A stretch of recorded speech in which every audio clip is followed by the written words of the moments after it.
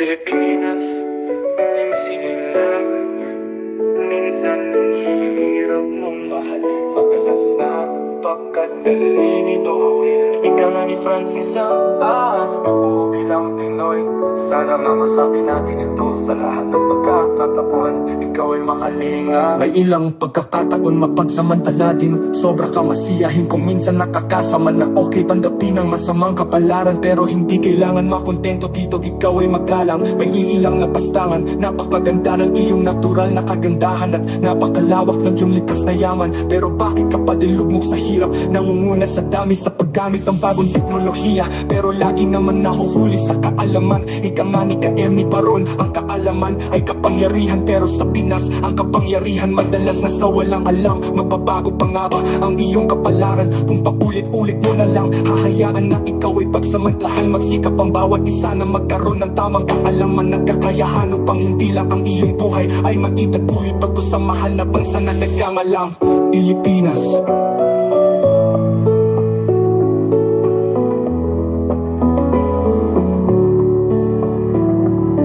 Pilipinas.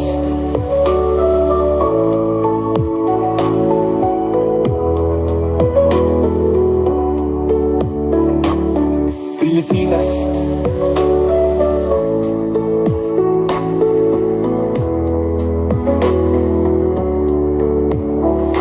Pilipinas.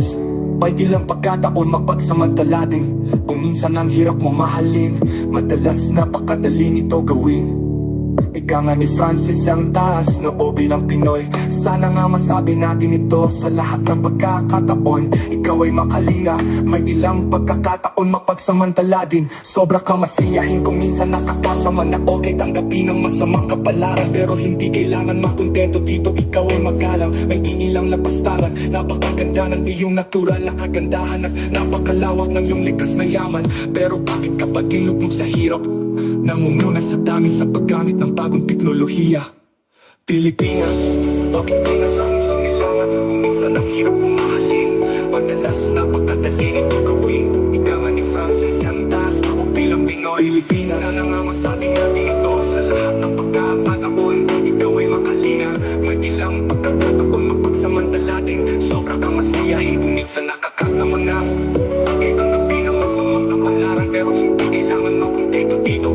Ikaw ay magalang. May ilang lapastangan. Napakaganda ng iyong natural na kagandahan. Napakalawak ng iyong likas na yaman. Pero bakit ka pa ilugmok sa hirap?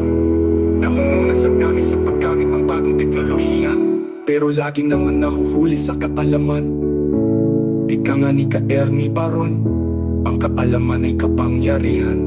Pero sa Pinas, ang kapangyarihan madalas nasa walang alam.